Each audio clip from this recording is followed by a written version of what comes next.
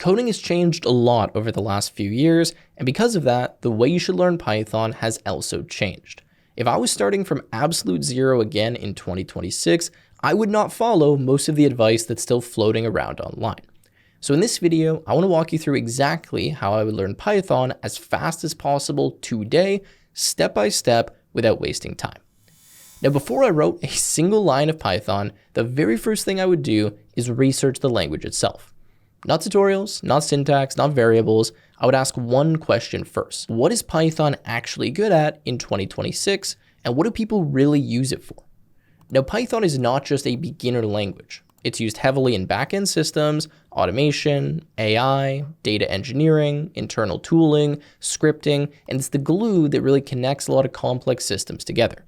But it is not the best choice for everything, and that matters a lot. So before committing months of effort to learning this, I would make sure that Python actually aligns with what I want to build or where I want to end up. Now at this stage, what I would do is set a concrete goal.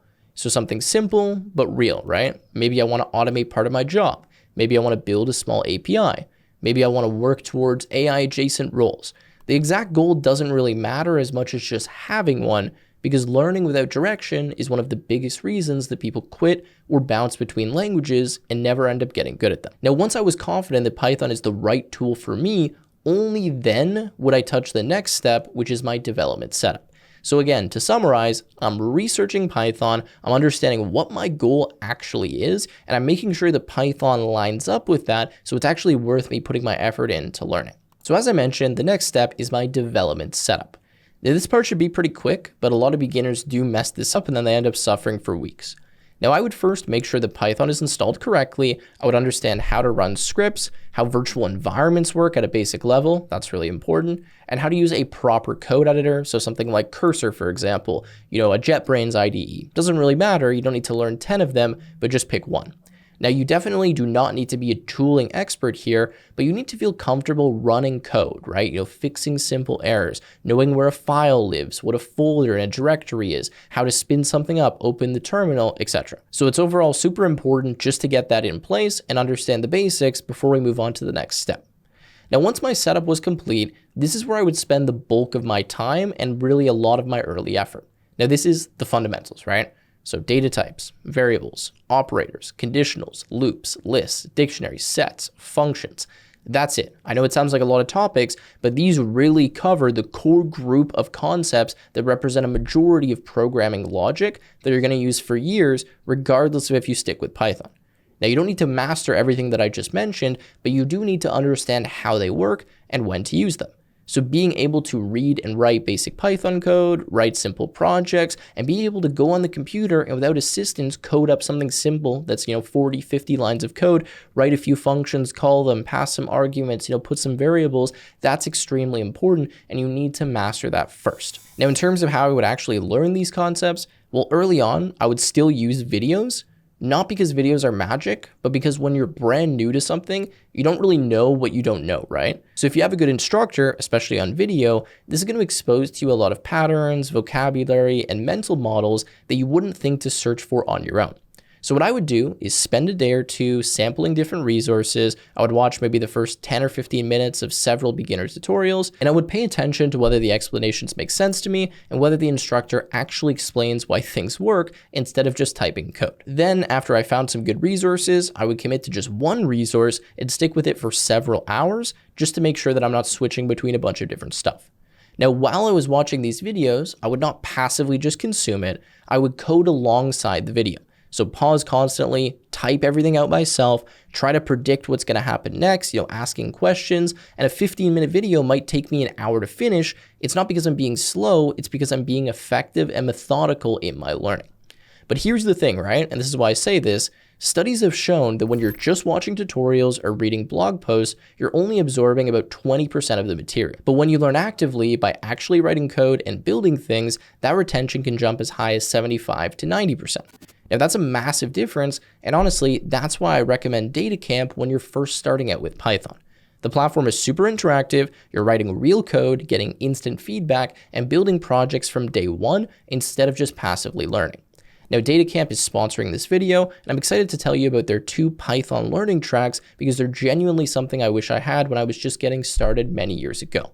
Now, I've used DataCamp myself, and I've been recommending it for a while now across many videos on this channel. So if you're just starting, I'd highly recommend the Python Programming Fundamentals track, which is designed to teach you the basics, right? So things I mentioned, variables, functions, all the way up to working with data. And if you're looking to push things to the next level, then you can check out the Associate Python Developer track, which dives deeper into real-world skills like working with APIs, data structures, and debugging. Both of the tracks are hands-on, project-driven, and designed to help you practice Python interactively instead of just consuming content. And right now, DataCamp is offering 25% off using my link in the description. So if you're serious about learning Python the right way, don't miss out and check it out. Now, once I've gone through the basics and understand them at a pretty good level, this is where the 2026 learning is really going to diverge from the old advice that I would have given. Now, I would start using AI immediately, not as a crutch, but I would use it to generate practice problems for myself and to test my understanding. So what I would do is I would prompt AI to give me small, focused exercises to target the specific weaknesses that I had. So if I'm bad at for loops, for example, I'd ask for for loop exercises. If I don't understand dictionaries, I'd drill those, right? AI is extremely good at generating beginner level practice and then checking those answers. So this removes one of the biggest bottlenecks in learning, right? Which is not knowing how or where to practice. So I would do hundreds of these practice problems, not all at once, but consistently doing like 10, 20, 30 per day so that I wasn't just memorizing different concepts, but actually getting comfortable with the kind of conceptual understanding. And again, not focusing on memorizing the syntax, but being able to understand a dictionary, understand a for loop, and really get that kind of theory knocked into my brain because of that interactive learning. So rather than using AI just to generate a bunch of code for me, I'm actually using it as my personal assistant or my tutor to generate just unlimited practice so I get very good very fast. Now, after I've used that to really make sure that I've mastered the fundamentals, what I would do is start building some beginner projects. Not massive ones, but just simple, complete programs that combine multiple concepts together. Now, this is where you start learning how code is structured, not just how individual lines of code work. So I would likely start by following full project walkthroughs on platforms like YouTube, but I wouldn't stay dependent on them. Now, the key shift here is that you want to treat tutorials like a reference material, not instructions that you go through step by step. So if I was watching a project guide, I'd try to implement sections myself before watching that section. And then I would compare what I did to what the instructor did. A few days later, I'd attempt to maybe rebuild parts of the project from memory. The struggle here is where the learning actually happens. You need to put yourself in situations where you're uncomfortable, you don't know what you're doing, so that you kind of figure it out and you build that skill. Now, once I'm comfortable building small programs, this is when I would start to introduce object-oriented programming. Not on day one, and not before I understand functions and data structures, but OOP makes more sense when you've already felt the pain of messy code. So at this point, classes, objects, and methods are actually going to solve real problems for me instead of feeling really abstract. So I would definitely learn that topic. Now, after that, I would deliberately build something fun or personally interesting. So rather than just grinding a bunch of theory, I would pick some project that maybe I'm not going to learn something new in, but that I just really want to build. So like a small game, an automation script, a tool that solves a real annoyance that I have in my life.